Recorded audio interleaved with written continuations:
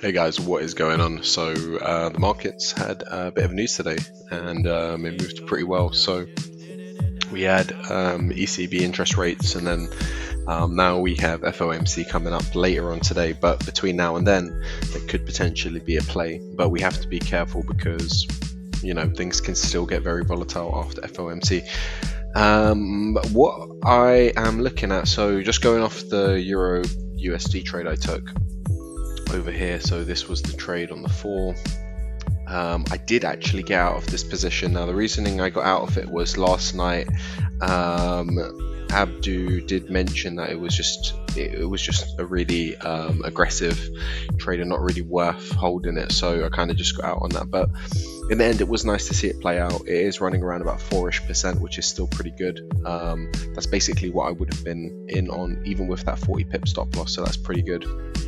I'm not really too bothered about it because even so, that could have dropped off.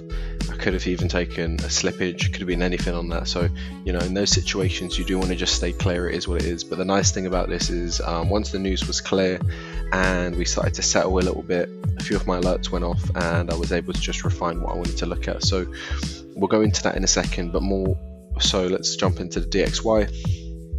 DXY is actually looking pretty nice. What we have is that area we were talking about yesterday. We pushed down, had a continuation, and we dropped. And then equally USD Swiss, as we mentioned, this was the area of interest, and we coincidentally moved from there. So with the DXY, it's really nice to see that. And now we might actually see that little gap get filled, or it could continue lower. We just have to wait and see. I mean, overall, this has been a massive corrective bit of price here. This is one piece of its own, and if we're playing off the back as this is the impulse, this is the correction, then this could easily be moving to the downside now. So we just have to be very neutral and just wait to get a clear message from the market. But at the moment, we can see that price is moving. I wouldn't be jumping into any position so much. I will wait for perhaps even if something like this does happen and we kind of shape up for a trade here. This could be nice to kind of just get a continuation in these areas to go into the lows. That's kind of what I would want to be waiting for on the lower risk side of things. I wouldn't get drawn in too much on the lower time frames, but we are moving pretty impulsively, so I wouldn't be surprised if this just goes without giving us an entry. US 500, as anticipated, it was in that area. It does this time and time again. It gives you that sort of idea that we could potentially reverse, then boom, it just goes. So it's one of those ones. It's a notoriously bullish pair. Once again, if you study this and you get really good at it, you can make a lot of money along these bull runs. So something to bear in mind. JP225, still corrective, nothing to really report on that, waiting. Euro New Zealand though, so we had that descending channel. Sorry about that guys, I was just saying we had a descending channel and then we've just committed to the downside and now we're filling these areas. So we just have to be patient with that. I mean, the nice thing about this is we technically this actually played its cards here, so you can see here, and then we structurally came back up here and sold off. It's just one of those ones because of where it was positioned. It's just I didn't really want to get involved in a position like that, but I can understand why it played out, and it's really nice to actually just be able to read through that. Aussie US dollar on the other hand, Aussie US dollar is moving to the upside at the moment. We're tapping into these areas. Who knows, maybe we'll tap into these and then get a rejection or continue higher. We just have to be waiting and seeing, but definitely this is one to keep an eye on because if it shapes up, it could be pretty aggressive. Equally with the DXY, once the DXY potentially fills that gap, Aussie US dollar could be in these areas and then we reject and we start selling, so we have to be sharp for that. But it does look like an impulse correction continuation to go to the upside for now. Euro Aussie, likewise with Euro New Zealand, we have been pushing to the downside. Most likely we're probably going to fill that gap there, but we have to just wait and see. On the 4 hour we tend to retrace here.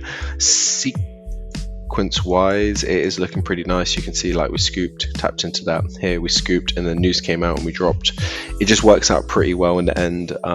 If you weren't looking at the news, you probably would have really understood that and possibly been banned on your FTMO or your funded account if you weren't careful. And then you also can see over here that this is just broken above this area and it's just pushing higher. So the longs are in play at the moment for a lot of these pairs, so you just have to be mindful.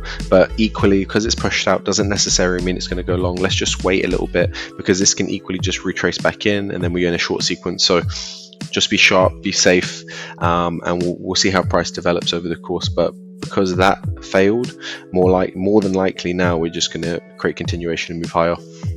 EuroCAD actually looks good for longs at the moment. We look like we're playing a range play back into these areas, but let's be more cautious and wait. We are filling this gap at the moment, so we just have to wait and see what's actually happening at this point, because really and truly, if this is just a simple gap fill and then it sells, it would make sense as well, but we have to really make understanding of what's actually happening in these areas right now.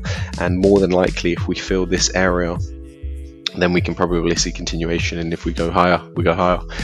GU does definitely look like it's going long now. With the failed continuation to the downside, there was more than enough for this to sell, but with it pulling back up and now just aggressively going to the upside, it makes more sense to be looking for longs. So we just have to be more patient with this and essentially just wait. Right, we're getting to a good area. Could we get a long in there? Possibly. And yeah, that's the main one. So GU is fairly simple. I mean, you know, we're just in this corrective channel right now. It's kind of expanding as well, but we're getting into these areas where we need to be patient for that. EU as well, likely with the aggressiveness to the upside. This was a really cool trade. Context was there, and if you didn't watch that and you didn't see it, it's in the last episode where I talk about it. And yeah, it was really nice to see that play out. In fact, there was actually a re-entry in there, which you could have, if there wasn't news, it probably would have been interesting, and it's basically in that area there. But once again, it's an aggressive play again, and it really just depends on your risk appetite and how much you're willing to really bank that this is the position to go higher. NU was kind of clean in the sense of going higher, like we just pushed continuation and went. So that was there, but because of news, I think staying out would have been the very obvious one for sure. But if you were getting positioned over here, it was definitely higher risk. This one was less risky because it was more clean, but then at the same time, we couldn't have really anticipated we would be up here. We were really focusing to see if we could come down here. So that's where the level of neutrality would have really been useful. But in the end, it was really this, and this is what it really developed into. It just kind of started pulling back and then ascended and it just went. So at the end, it didn't really matter. Aussie CAD though, on the other hand, Aussie CAD is now really making its way higher. This one's really revealed where we're going, so we could easily be finding a nice continuation pattern in there. We're basically leaving a bit of clues in here as well. Probably just go on to the 5 quickly, and you know, between here we could potentially actually be shaping up something decent. Could even get something like that, where this happens to tap into this area, then comes back down, taps in here, and we go long. That would be interesting to see. I am interested to see if this does develop, but we'll have to wait and see. Give it some time, see how the structure forms, and there could be a trade in there. But more than likely, this could even be your footprint here if it closes, and then we'll just have to wait and see how that develops on the 1 hour, of course, nothing lower. And then USD Swiss is just declining. I mean, yesterday I was looking at this when we were far off news around about here, and we had the push, we had this in the morning, missed that because woke up at a different time, and then this kind of formulated. I wasn't interested, and then when that formed, I was kind of like, this news is so close, I don't want to get caught into this trade being drawdown, trades up here somewhere, and then news comes out and I'm stuck, and I have to just take a forced loss. So I just kind of left that, but in the end it did play and it was interesting. And GBP Swiss, it's still hovering, but now it's kind of looking a little bit more interesting because it's kind of squeezing above this area. If we can get a solid pushback in an insurance entry, that's definitely the one to be focusing on over here. But the Swiss pair is not my favorite, so I'm not really bothered about that. And then USD Swiss, US 30. US 30 did have a continuation pattern in here as well, which was interesting. But in the end, overall, structurally, I just wasn't interested in that. That put me off, and I just was happy to stay out of that in the end. So I'll leave that, let that develop, let it become whatever it becomes, and then we'll have to wait and see what happens. But overall, I think this is probably, you know, the game plan to come back into those areas and then see what happens. GJ, an interesting one to be fair, because what we have here, I'll just go on to the weekly. You can see that we are in a clear run to the upside. However, within there, we could probably get a large continuation. So as we can see here, we filled the wick, we sold off, and then we came back in and retested it. But when we came back into it, we actually came back into it corrective, and there was essentially an ascending channel into it. So what we could potentially see here is that because we've tapped into this, we could potentially sell back into these areas before we go long. So there's a potential good sequence in there where we could make some money. Looking at it on the 1 hour, we've got nice follow through on the 1 hour. This looks phenomenal. A very nice thing that I was able to do was do this and then take the entry right there, which is nice. And I also got an entry on silver, which is basically here, where I'm basically boxing that off and essentially just waiting to see if that pin bar plays through. So I was wick cropping through that as well, but more so I want to see how this develops. That 1 hour is a little bit off-putting, but I'm not going to let that put me off the trade completely. We are squeezing a little bit in here, so we'll have to wait and see. But this could actually not be the one as well, only because it's just where it is. If we do shape up and we create something, or we get deliberate pushback in, then that's great. I can at least get risk off the table. But at the moment, I'm sitting over here with a little bit of a break even, and we're just gonna have to wait and see. I mean, entry was taken on the close of this, and protection was just above here, so we'll wait and see on that one. But GJ is looking phenomenal. There could actually be a continuation forming where that 50% was, where we just come back in and then we sell as well. Something to bear in mind. But this is looking good for short, so I'm in on this, and let's see if that plays through all the way to the downside, and then maybe even more. Who knows? Maybe this could be the move that comes all the way down here. We don't know that. We just have to trade what we have. But I'm really going to be full focus on GJ for the sequence and preserving my capital for that, because what I've tend to found is that if you focus on one trade which ends up committing and has a really good sequence, like let's say EA, if you put your full focus and attention into just this, you would have made some over 10-15% already. So same thing applying here. If we can get that commitment and it starts following through, I can put full focus into this, all my energy and time, and I can actually make a decent amount of profit into these areas, and then potentially build that buffer that I'm looking for. But more so, silver's there kind of as a riskier play, to be honest. You know, the only negative that I saw was that we came from here, but the one thing I did like is you know, overall we have kind of completed on what we needed. That was corrective on the way up, and then we just impulse tapped into it, wicked through, came back, and now we're looking for continuation to move lower. So essentially that's basically the gameplay for this. Just need to see how it develops, give it some time.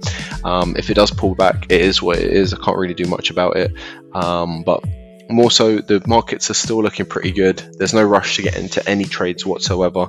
You know, we've got news, and then we have news coming up again at around about 7 o'clock. So we just need to be fully aware of these things, because if I'm caught in this trade and then news comes out, I don't want to be taking slippage on that. So I'll probably get out for a manual close, and I accepted that risk when I took the trade. So it's one of those things, but I'm really looking at these to see, okay, cool. We basically had an impulse from news. Do we get a pushback in now? We get continuation pattern and we go, and then by the time we get to news, we're all the way down here, well protected, and then we can just basically see that through. So that's the way I'm seeing things and how I'm looking to take it. I'm looking at to see if this could be impulsive on the way back down, and then by the time the news comes out, we could potentially be over here somewhere and we're good to go. Likewise with GJ, ideally by the time the news comes out on the US pairs, I would like to see GJ somewhere around about here, so that I can be well protected in those areas. So yeah, that basically covers everything for today. I know it was a quick short video.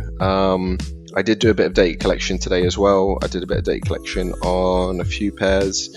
I was looking at this pattern today, but I didn't film it, and it was just basically where you come in and then you do this, and I was just studying those patterns really.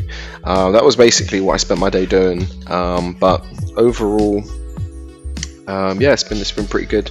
The markets are looking pretty good as well, and I'd say remain very vigilant at the moment as well, because there's a lot of opportunity across the board. Just you know, preserve the capital for the really good trades, because we're coming into these value areas as well, and how we move away from these is essential. You know, if we get clear push away and a deliberate price action away from any extremely volatile news, then we you know, we can actually take full advantage of those, and I think that's a very, very important factor to take into consideration. So guys, thank you for watching. I hope this video was very useful, and I will catch you guys in the next one.